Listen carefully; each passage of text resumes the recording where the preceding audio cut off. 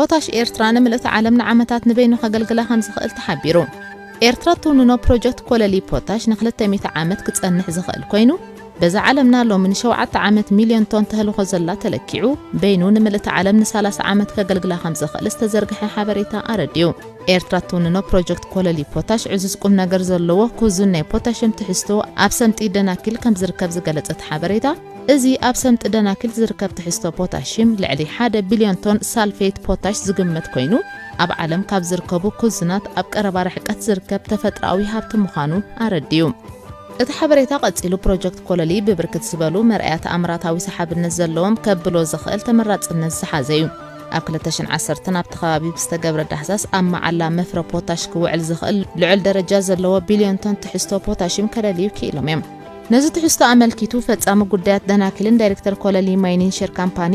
ሲምስ ኮነሉስ ኣብ ዝሃቦ መግለጺ እቲ ፍሉይ ነገር ብዛዕባ ኮለሊ እቲ ትሕዝቶ ኣብ ቀረባ ርሕቀት ዝተኸዘነ ምዃኑ እዩ እዚ ባህርያዊ ሃብቲ ካብ ጽፍሒ መሬት ኣብ 16 ሜትሮ ጥራዩ ንውሽጢ ርሒቑ ዝርከብ ክብል ገሊጽዎ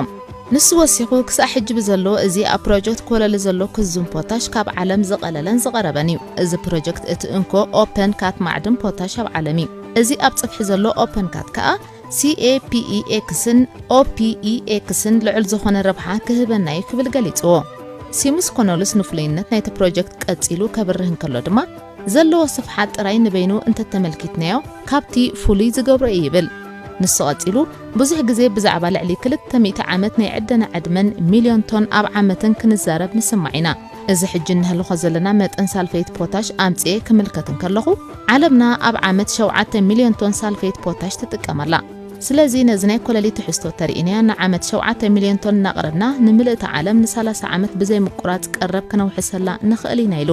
እዚ ናይ ዕደና ፕሮጀክት ዝርከበሉ ሰምጢ ደናኪል ካብ ወደባዊት ከተማ ባጽዕ 230 ኪሎሜትር ጥራይ ርሒቑ ዝርከብ ብምዃኑ ን6 ሰዓት ብመኪና ተጓዒዝካ ክትበጽሖ ትኽእል ኢኻ በዚ ከዓ እዚ ናይ ዕደና ሳይት ካብ መላእ ዓለም ካብ ዝርከብ ናይ ዕደና ፖታሽ እቲ ንወደብ ዝቐረበ ገይርዎ ይርከብ እዚ ከምዚ ኢሎም ከሎ ኤርትራ ኣብ ቀርኒ ኣፍሪቃ ትርከብ ነዊሕ ኣፍ ደገ ባሕርን ትውንን ብምዃና ናብ ብርክት ዝበሉ ኣብ ማእከላይ ምብራቕ ኣፍሪቃ ህንዲ ሜዲተራንያን ዝርከቡ ዕዳጋታት በቐሊሉ ክትበጽሖ ዘኽእል ብምዃኑ እቲ ካልእ ብልጫ ናይዚ ናይ ዕደና ሳይት ይብል ኣብዚ ግዜ እዚ እዚ ከባቢ ማለት ማእከላይ ምብራቕ ኣፍሪቃ ህንዲ ሜዲተራንያንን ካብ ጀርመንን ቤልጅየምን ብዝመጽእ ናይ ሳልፌት ፖታሽም ዝጥቀም ዘሎ እዚ ፍርያት ልዑል ዋጋን ኣከባብያዊ ጽልዋን ዘለዎ እዩ እዚ ኣብ ጀርመን ዝምስራሕ ፖታሽ ልዑል ዋዒ ስለ ዝደሊ እቲ ዝህልኾ ጻዓት ከዓ ካብ ጻዕቂ ናይ ካርቦን ዘለዎ ቴክኖሎጂ ስለ ዝጥቀም ንኣከባብን ንሰብን ኣብ ሓደጋ ዘእቱ ሃይድሮሊክ ኣሲድ ስለ ዘውፅእ ተመራጽነቱ ዝቕንስ እዩ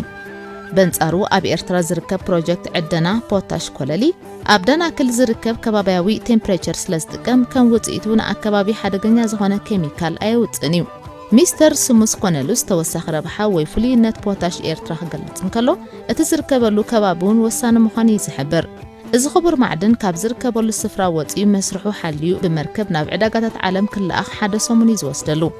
እዚ ምስ ካልእ ብምንጽጻር ክርአ እንከሎ ድማ ሓደ ዕደና ናይ ሰልፌት ፖታሽ ካብ ዝርከበሉ ስፍራ ወፂኡ ናብ ናይ ዓለም ዕዳጋ ክበጽሕ 18 ዋርሕ ይወስደሉ በዚ ከዓ እዚ ብኤርትራ ዝርከብ ፖታሽ ካብ ካልእ ተመራጺ ዝገብሮ ኮለሊ ፕሮጀክት ፖታሽ 75 ኪሎሜትር ካብ ቀይሕ ባሕሪ ዝርከብ ብዘለዎ ትሕዝቶ ከዓ ከም ተቐዲሙ ዝተገልጸ ን200 ዓመት ዝጸንሕ ኮይኑ ግምታዊ ትሕዝቶኡ ከዓ ክሳዕ 1.1 ቢልዮን ቶን ከም ዝበጽሕ ይንገር እዚ ናይ ዕደና መስርሕ ብመሰረት ኣብ 2023 ዝወጽእ ሓበሬታ ኣብ መንጎ ሃገራዊ ትካል ዕደና ኤርትራ ኢናማኮን ኣብ ቻይና ዝመደበሩ ሾሃን ሮድ ኤንድ ብሪጅ ግሩፕ ዝካየድ እዩ እዚ ንቁጠባ ኤርትራ ልዑል ኣስተዋጽኦ ክገብር ትጽቢት ዝግበረሉ ናይ ዕደና መስርሕ ብጥረ ነገር ዘይኮነ ዋጋ ወሲኹ ማለት ቫልዩ ኣድ እንተተገይሩ ካልእ መልክዕ ከም ዝውስኽ ርድኡ ናይ መንግስቲ ኤርትራ ዕላማውን ኣብ ቫልዩ ኣድ ከም ዝኸውን ኣብ ዝተፈላለየ እዋን ዝወጽእ ሓበሬታ ይረድእ ፖታሽ ኣብ ዓለምና ኣገዳሲ ጥረ ነገር ኮይኑ ሃገራት ብዘለዎን ጸጋታት ነዚ ጥረ ነገር ካብ ከርሲ መሬተን ብምውጻእ ናብ ዓለማዊ ዕዳጋ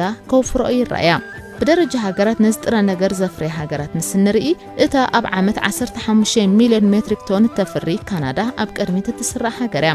ካናዳ ከባቢ 1.1 ቢልዮን ሜትሪክ ቶን ክዙን ፖታሽ ከርሲ መሬታ ሒዙ ይርከብ ኣብ 2024 ብዝተኻየደ መጽናዕቲ ከዓ ንዓመት ብዘፍረየቶ ብዝሒ ነቲ ናይ ቅድሚት ደረጃ መፍረ ሒዛቶ ትርከብ እታ ኣብ ዓመት 9 ሚልዮን ሜትሪክ ተፍሪ ሃገረ ሩስያ ከዓ ኣብ ካልኣይ ደረጃ ተሰሪዓ ትርከብ ሩስያ 920 ሚልዮን ሜትሪክ ክዙን ፖታሽ ከርሲ መሬታ ሓቂፍዎ ዝርከብ እዩ